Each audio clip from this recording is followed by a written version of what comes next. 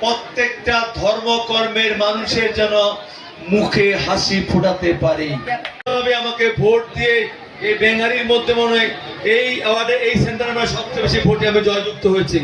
নতুবা কিন্তু ওই যে আমাদের তোজামেল মোস্তফা আছে প্রেসিডেন্ট সেক্রেটারি আসামের মতো, এদের এলাকায় কিন্তু ভালো করতে পারি নাই। মুখের সামনে আমি কথা বলি, ঠিক আছে? কাজে প্রমাণ হয়েছে যেখানে সনাতনরা সেখানে আমি বেশি ভোট পেয়েছি। আমি নই, সারা বাংলাদেশের বিএনপি ধানের শীষ সেখানে বেশি ভোট পেয়েছে। এবং আজকে আমাদের সরকার, আজকে আমাদের বিএনপির বিজয়ের সবচেয়ে বড় অবদান হচ্ছে সনাতন ধর্ম ভাইদের। আমরা এটা স্বীকার করি এবং এই জন্যই আমি এমপি মন্ত্রী হবে যে কথা বলেছি, এখন আরো দৃঢ় কণ্ঠে বলতে চাই, পূজা পার্বণ ধর্ম কর্ম জীবন জীবিকায় নির্বিঘ্নে নিরাপদে সৎসঙ্গে পালন করবেন। সেই জন্য কোথা থেকে কেউ যদি কোনো ফুলের টোকাটা দেয় অন্যায় ভাবে আপনার প্রতি, আমাকে জানাবেন। খালি জমি জায়গার মারামারি বিষয় মরছে যাও, মুই জমি জায়গার বিষয়ে বুঝো না, আর একটা এমপি মন্ত্রীর জমি জায়গা ফয়সালা করার কাজও নয়।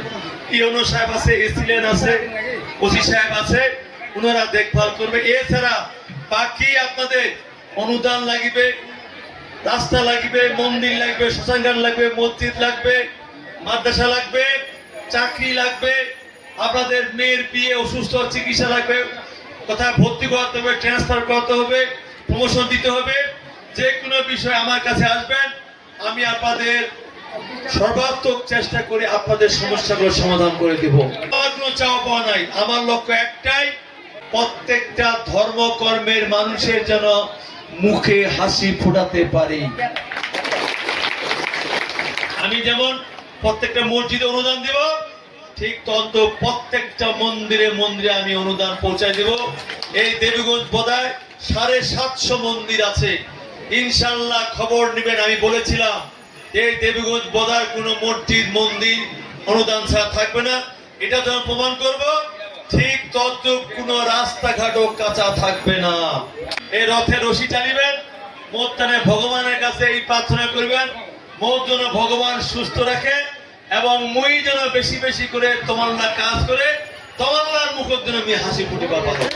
এর আগত কই যুবক টেলিফোন করলে পাবেন, এখনো টেলিফোন করে অনেকে করেন, অনেকে ফোন ধরতে পারি না, কারণ এত মন্ত্রী হয়েছি বুঝেন না, খালি পোশাক কর কেন দেখেন না, সারা বাংলাদেশ ঘুরে বেড়াচ্ছ মই, অনেক কাজ বুঝছেন না। এই কদিন করছি কক্সবাজার আবার যাইতে হবে কক্সবাজার, ঠিক আছে? এই কন্টিনিউ প্রোগ্রাম থাকে, কাজে ফোন ধরতে না পারে আমাকে মেসেজ দিবেন, তাহলে সেই মেসেজগুলো আমি দেখতে পারি, মিটিং এ থাকলেও সেই মেসেজগুলো উত্তর দিতে পারি।